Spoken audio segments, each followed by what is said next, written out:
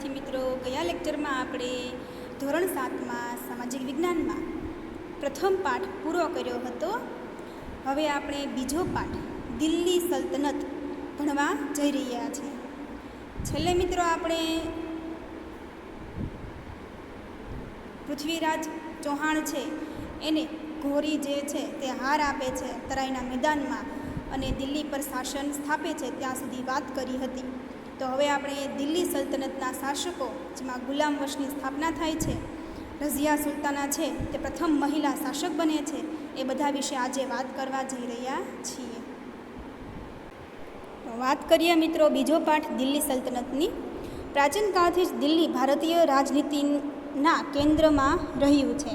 એટલે મિત્રો એવું કહેવાતું કે જે દિલ્હી પર બેસે તે સમગ્ર ભારત દેશનો રાજા કહેવાય એમ, બરાબર. એવું પ્રાચીન કાળથી જ એવું બહુ એનું બધું માન હતું દિલ્હીનું. 12મી સદીમાં તોમર અને ચૌહાણ રાજપૂતોના સમયમાં દિલ્હી વેપાર વાણિજ્યનું એક મહત્ત્વનું કેન્દ્ર હતું. તો મિત્રો આ તોમર એ બધા રાજપૂતો છે, ચૌહાણ એ પણ રાજપૂતો છે, બરાબર. તો એની માટે વેપાર વાણિજ્યનું જે મહત્ત્વનું કેન્દ્ર હતું.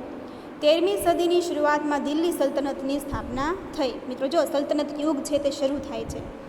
ઈસવીસન 1206થી ઈસવીસન 1526 દરમિયાન ઉત્તર ભારતના વિશાળ વિસ્તાર ઉપર શાસન કરનાર શાસકોને સુલતાન અને શાસનકાળને દિલ્હી સલ્તનત તરીકે ઓળખવામાં આવે છે. મિત્રો અંડરલાઇન કરજો કે જે 1206થી 1526 દરમિયાન ઉત્તર ભારત, મિત્રો ઉત્તર ભારત અહીં શા માટે કીધું છે આપણને જાણવું પડે, કારણ કે આપણું દિલ્હી છે તે ઉત્તર દિશામાં આવેલું છે એટલા માટે. તો તે સમયે જે શાસન કરતા તો એ શાસકોને કયા નામથી ઓળખવામાં આવતા, તો એને સુલતાન કહેવાતું. અને એ સમયે જે સમય શરૂ હોય, કાળ એટલે કે સમય, એ સમયે શાસનકાળ જે શરૂ હોય એને દિલ્હી સલ્તનત તરીકે ઓળખવામાં આવે છે. આ શાસકો મૂળભૂત રીતે તુર્ક અને અફઘાન મૂળના હતા. એટલે મિત્રો જે તુર્કિસ્તાન અને અફઘાનિસ્તાન આવેલો છે, હાલમાં દેશ છે, તો ત્યાંથી જે આવેલા હતા આ શાસકો ત્યાંથી આવેલા હતા, બરાબર. આ 350 વર્ષ દરમિયાન દિલ્હી સલ્તનતમાં કુલ 5 વંશોએ સત્તા ભોગવી. જેમાં મિત્રો આ ક્રમમાં નામ છે કે કયા 5 વંશો હતા. પ્રથમ વંશ છે મિત્રો અંડરલાઇન કરજો, 5 વંશો હતા કયા કયા. પ્રથમ ગુલામ વંશ, ખલજી વંશ, તુગલક વંશ, ચોથું સૈયદ વંશ અને પાંચમું લોધી વંશ. આ બધાનો સમાવેશ થાય છે. દિલ્હી સલ્તનતની સાથે આપણે આ પાઠમાં વિજયનગર અને બહમની સામ્રાજ્યનો પણ અભ્યાસ કરીશું. તો શરૂઆત કરીએ દિલ્હી સલ્તનતના શાસકો. ગુલામ વંશ સમયગાળો છે મિત્રો ઈસવીસન 1206થી 1290.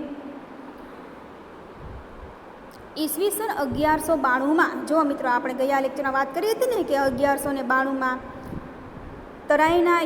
તરાઈના બીજા યુદ્ધમાં, કેમ કે મિત્રો તરાઈમાં જે પ્રથમ યુદ્ધ થયું હતું, બરાબર, તરાઈ છે તે ધ્રોળમાં આવેલું છે, બરાબર,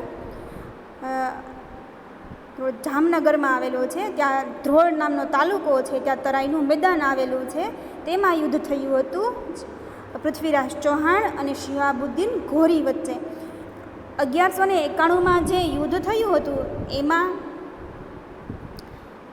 ઘોરી છે એની હાર થાય છે, પરંતુ 1192માં આ જે શહાબુદ્દીન ઘોરી છે તે જીતી જાય છે, બરાબર. તો શહાબુદ્દીન ઘોરીએ પૃથ્વીરાજ ચૌહાણની સામે નિર્ણાયક વિજય મેળવી દિલ્હીમાં સલ્તનતની સત્તાનો પાયો નાખ્યો.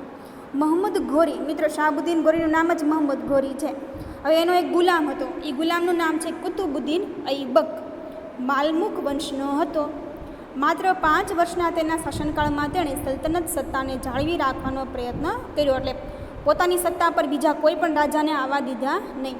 ઈસવીસન 1210માં પોલો રમતા ઘોડા પરથી પડી જવાના કારણે તેનું મૃત્યુ થયું.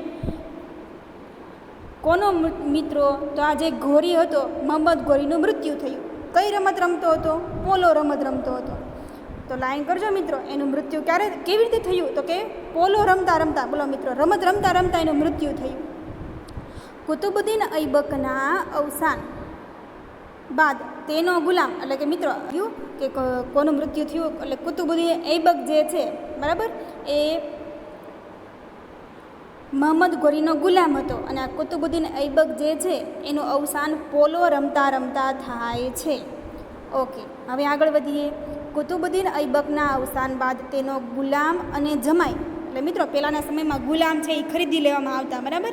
તો એનો ગુલામય તે અને અથવા એનો જમાઈ, એટલે કે એની દીકરીનો જે પતિ હોય તેનો જમાઈ, એનું નામ શું છે? ઇલ્તુત્મિશ ગાદીએ આવ્યો. હવે આ કુતુબુદ્દીન ઐબક છે એનું પોલો રમતા રમતા મૃત્યુ થયું, એટલે આપણે કહી શકીએ કે ઇલ્તુત્મિશના સસરાનું મૃત્યુ થયું, એટલે ઇલ્તુત્મિશ છે તે ગાદીએ આવે છે. તેણે સલ્તનત સત્તાને સર્વોપરી બનાવવા ચેહલગાન એટલે કે 4 ગાનની સ્થાપના કરી. હવે આ ચેહલગાન એટલે શું? એટલે કે 40 તુર્ક અમીરોના દળની રચના કરી. એણે જો મિત્રો 40 તુર્ક અમીરોના દળની રચના કરી. હવે 40 વ્યક્તિઓ રાખવાના હોય, એ જે નિર્ણયો લે એ પ્રમાણે સાચું કહેવાય એમ.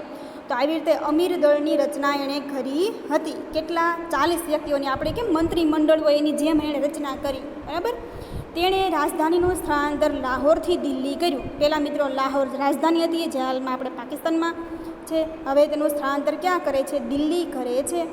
ઇલ્તુત્મિશે ગુલામ વંશનો સાચો સ્થાપક માનવામાં આવે છે. મિત્રો અંડરલાઇન કરજો, કયા રાજાને અથવા કયા સુલતાનને ગુલામ વંશનો સાચો સ્થાપક માનવામાં આવે છે? તો ઇલ્તુત્મિશ જવાબ આવશે. પોતાના એક પણ પુત્રને સુલતાન બનાવવા યોગ્ય ન સમજતા, હવે એના પુત્રો તો હતા મિત્રો, બરાબર, તો એને એકેય પુત્ર છે એ યોગ્ય લાગ્યા નહીં, કે આ કોઈ સુલતાન બનવા યોગ્ય છે નહીં. એટલા માટે ઇલ્તુત્મિશે પોતાની કાબેલ પુત્રી રઝિયાને પોતાની અધિકારી જાહેર કરી, ઉત્તરાધિકારી જાહેર કરી. એની દીકરી હતી રઝિયા, બરાબર. તો રઝિયા છે એને યોગ્ય લાગી કે આ છે એ પદ વ્યવસ્થિત સંભાળી શકશે, એટલા માટે એણે પોતાના પુત્રને કોઈને છે એ ગાદી આપી નહીં, પરંતુ એની પુત્રી રઝિયાને ગાદી આપે છે. એટલા માટે તે રઝિયા સુલતાના કહેવાઈ હતી. ઇલ્તુત્મિશના અવસાનના થોડા સમય બાદ તેની પુત્રી રઝિયા સુલતાના દિલ્હીની ગાદીએ આવી. જો મિત્રો વંશ પરંપરાગત છે, રઝિયા સુલતાના ગાદી પર આવે છે, જે દિલ્હીની ગાદીએ આવનાર પ્રથમ મહિલા શાસક હતી. તો મિત્રો અંડરલાઇન કરજો, દિલ્હીની ગાદીએ આવનાર સૌથી પહેલાં મહિલા શાસક કોણ હતા? તો એ રઝિયા સુલતાના હતી. તે સમયના ઇતિહાસકાર મિન્હાજ એ સિરાજ પણ સ્વીકારે છે કે રઝિયા સુલતાના તેના બધા જ ભાઈઓમાં સૌથી વધુ કાબેલ અને સક્ષમ હતી. એટલે કે બધા ભાઈઓ કરતાં એ સક્ષમ હતી અને કાબેલ પણ હતી. એક રાજા તરીકે, એક સુલતાના તરીકે એકદમ આપણે કહેવાય ને કે નહીં, એને આ મોભો છે, એને પદ છે તે શોભતું હતું, એવી રીતે સક્ષમ હતી. આમ છતાં એક મહિલા શાસનકર્તા તરીકે માન્યતા મળવી મુશ્કેલ હતી. એટલે કે હતી તો પોતે દીકરી જ ને, એમ હતી તો પોતે છોકરી જ એમ, એટલે એને એક મહિલા શાસનકર્તા તરીકે માન્યતા મળવી મુશ્કેલ હતી. દરબારીઓ તેને સ્વતંત્ર શાસક તરીકે સ્વીકારવા રાજી ન હતા. અમીરોની સત્તા, લાલચા અને સતત ચાલતા વિદ્રોહોએ તેના શાસનનો અંત આવ્યો. હવે અમીરો કોણ? તો કે આ જેના ઇલ્તુત્મિશ છે એણે જ સ્થાપના કરી હતી, આ દળની રચના કરી હતી, બરાબર. તો અમીરો છે એને પણ સત્તાની લાલચ જાગી કે આ એક છોકરી કાંઈ થોડીક રાજા બની શકે એમ, એટલે આ તો અમારામાંથી જ કોક હોવું જોઈએ, અમારા પુરુષોમાંથી જ કોક હોવું જોઈએ. એટલે શું, એને આવી બધી લાલચ જાગી અને સતત ચાલતા વિદ્રોહો તેના શાસનનો અંત આણ્યો. એટલે રઝિયા સુલતાન છે એને છે એ હટાવી દે છે. તેના અવસાન પછી 6 વર્ષ સુધી રાજ્યમાં અંધાધૂંધી ચાલી. એટલે કોને રાજા કોને સુલતાન બનાવવા એવું કંઈ નક્કી કોઈ કરી શક્યા નહીં. કેટલા? 6 વર્ષ સુધી. અમીરોએ ઇલ્તુત્મિશના પુત્ર નાસરુદ્દીનને દિલ્હીની ગાદીએ બેસાડ્યો. હવે એ પુત્ર એટલે રઝિયા સુલતાનાનો ભાઈ, એનું નામ શું છે? નાસરુદ્દીન. હવે એને ગાદીએ બેસાડે છે. કોણા? અમીરો જે છે તે અમીરો છે એની દળની રચના કોણે? ઇલ્તુત્મિશ કરીને ગયા હતા. તો એના દળ છે એ અમીરો છે એ હવે નાસરુદ્દીનને દિલ્હીની ગાદીએ બેસાડે છે. 21 વર્ષના તેના શાસનકાળ બાદ તેનું અવસાન થતાં ગ્યાસુદ્દીન બલબન ગાદીએ આવ્યો. હવે નાસરુદ્દીનનું મૃત્યુ થાય છે અને ગ્યાસુદ્દીન બલબન ગાદીએ આવે છે. તેણે ચહેલગાન દળનો નાશ કરી શાસન તંત્ર પરથી અમીરોની પકડને હળવી કરી. હવે તેણે શું કર્યું? તો કે જે આ ચહેલગાન હતી, બરાબર, 4 ગાન, કે તુર્કો હોય કે તુર્ક અમીરો હોય એ વ્યક્તિઓ બેસે અને પછી નિર્ણય લે, એણે સૌ દળને નાશ જ કરી દીધું કે આવું કાંઈ હોવું જ ન જોઈએ એમ, તમે કહો એવું કાંઈ હોવું જોઈએ નહીં. એટલે શું થયું કે આ જે ચહેલગાન દળનો નાશ કરી શાસનતંત્ર પરથી અમીરોની પકડને હળવી કરી.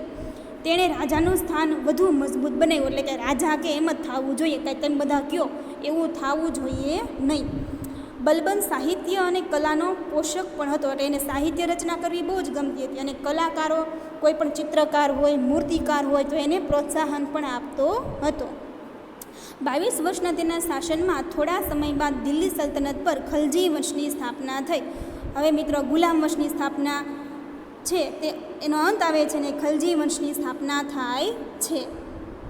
ઓકે મિત્રો, તો જે ખલજી વંશની સ્થાપના છે એના વિશે આપણે પછી ભણીશું. ત્યાં સુધીમાં તમારી માટે હોમવર્ક છે કે દિલ્હી સલ્તનતના શાસકો જેટલું ચાલ્યું છે એ તમારે વાંચી લેવાનું છે, બરાબર? ઓકે, એટલે તમારા માટે હોમવર્ક રહેશે અને ખલજી વંશ વિશે પણ તમારે થોડુંક વાંચી લેવાનું રહેશે.